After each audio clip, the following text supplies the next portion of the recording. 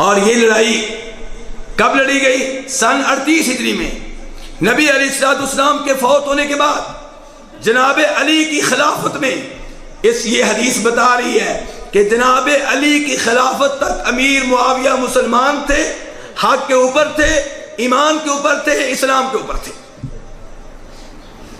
میرے بھائیو، چوتھی دلیل جسے پتہ چلتا ہے کہ جناب معاویہ کے ایمان اور اسلام میں کوئی شک و شبہ نہیں ہے، امام بخاری رحمہ اللہ جناب ابو بکرہ رضی اللہ تعالیٰ عنہ سے روایت کرتے ہیں کہ نبی علیہ السلام ایک بار مسجد میں تشریف لائے.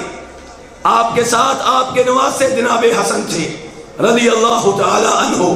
ان کو منبر میں بٹھا لیا، اپنے پہلو میں بٹھا لیا. کبھی نواسے کو دیکھتے ہیں، کبھی لوگوں کو دیکھتے ہیں، اور پھر فرمایا ان ابنی ھذا سید، میرا یہ بیٹا سردار ہے، میرا یہ بیٹا سردار ہے. لعل اللہ ان یصلح به بین فئتین عظیمتین من المسلمین، مجھے امید ہے کہ اللہ تبارک و تعالی میرے اس بیٹے کے ذریعے دو عظیم مسلمان گروہوں میں سلوک کرائے گا. نبی علیہ السلام بتا رہے ہیں دونوں گروہ کیا ہوں گے؟ مسلمان ہوں گے. دونوں گروہ کیا ہوں گے؟ آپ کہہ رہے ہیں کہ میرا یہ بیٹا دو عظیم مسلمان گروہوں میں سلوک کرائے گا. تاریخ اٹھائیں، سن 40 ہجری میں جناب حسن رضی اللہ عنہ نے اس سلو میں اہم کردار ادا کیا اور اپنے گروپ کو جناب معاویہ کے حق میں دستبردار کر لیا اور کہا کہ ہم آئندہ سے امیر معاویہ کو خلیفہ مانتے ہیں، امیر المومنین مانتے ہیں.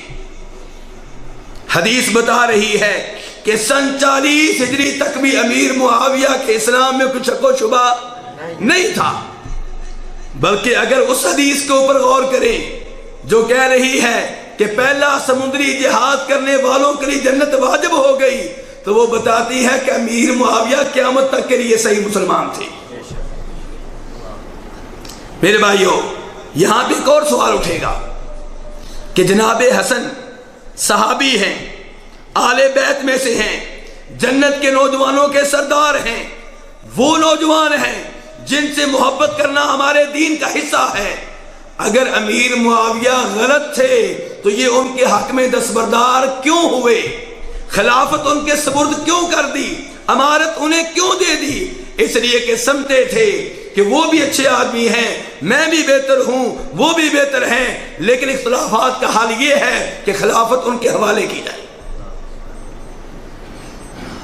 میرے بھائیوں، جناب امیر معاویہ کے اوپر ایک تنقید یہ ہوتی ہے کہ نبی علیہ السلام نے ایک بار ان کو بددعا دی تھی. بددعا کیا دی تھی؟ آپ نے کہا تھا کہ معاویہ کا پیٹ نہ بھرے.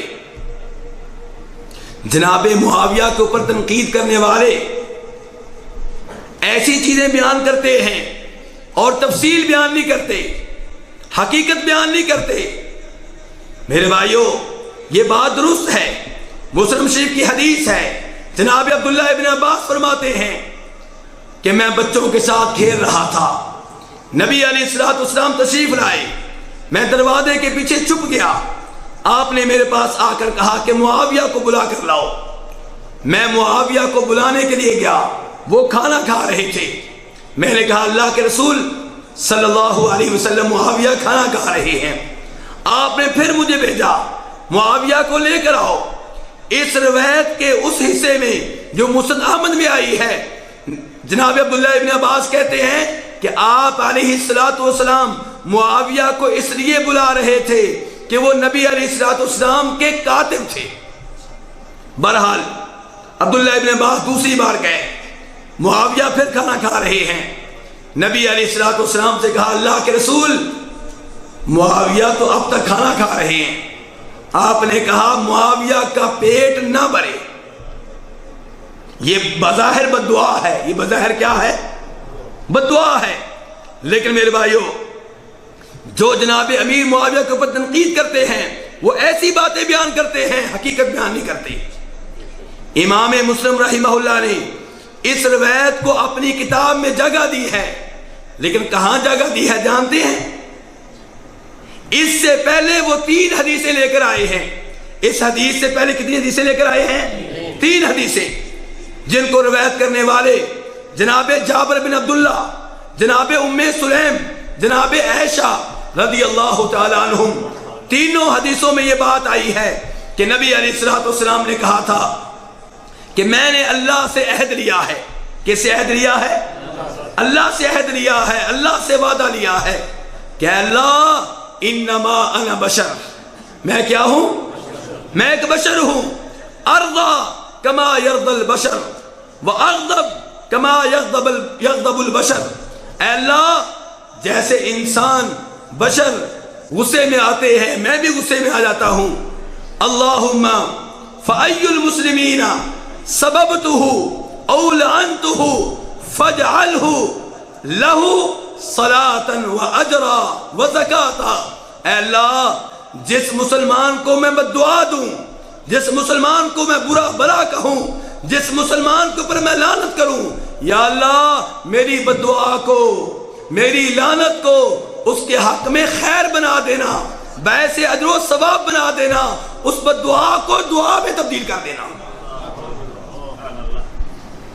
یہ کیوں نہیں بیان کرتے ہو کہ یہ بددعا بھی نبی علیہ الصلوۃ والسلام کی یہ بددعا بھی دعا میں تبدیل ہو گئی؟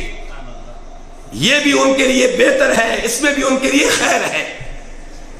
میرے بھائیوں، جناب امیر معاویہ کے اوپر یہ بھی تنقید ہوتی ہے کہ انہوں نے جناب علی سے لڑائی کیوں لڑی، جبکہ جناب علی وقت کے حکمران تھے، وقت کے خلیفہ تھے، اور جناب امیر معاویہ سے کہیں افضل تھے، کہیں بہتر تھے۔ یہ تیسرا اعتراض ہے۔ میرے بھائیوں، اس میں کوئی شک و شبہ نہیں ہے کہ جناب امیر معاویہ، جناب علی رضی اللہ عنہ امیر معاویہ سے کہیں افضل ہیں، کہیں بہتر ہیں۔ جناب علی چوتھے خلیفہ راشد ہیں، نبی علیہ الصلوۃ والسلام کے داماد ہیں، آپ کی چچا کے بیٹے ہیں، ہر طرح کے جہاد میں حصہ لیا ہے، اور نبی علیہ الصلوۃ والسلام نے کہا تھا کہ علی تو اس سے محبت کرنے والا مومن ہوگا اور تو اس سے بغض و دعوت رکھنے والا منافق ہوگا۔ یہ جناب علی کی شان ہے، لیکن جناب علی کی شان کو بھی امیر معاویہ کے معاملے میں منفی انداز میں پیش کیا جاتا ہے، درست طور پہ پیش نہیں کیا جاتا۔ میرے بھائیوں، پہلی بات یہ ہے کہ جناب امیر معاویہ یہ مانتے تھے کہ جناب علی مجھ سے افضل ہیں، مجھ سے بہتر ہیں اور خلافت کے زیادہ حقدار ہیں۔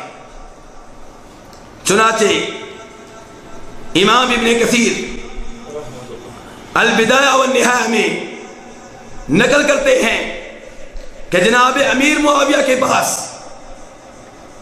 ایک صاحب آئے، انہیں سمجھانے لگے، کہنے لگے آپ علی سے رضی اللہ تعالیٰ عنہ ان سے لڑائیاں کیوں مول لے رہے ہیں؟ کیا آپ ان کے برابر کے ہیں؟ کیا آپ ان کے ہم پلہ ہیں؟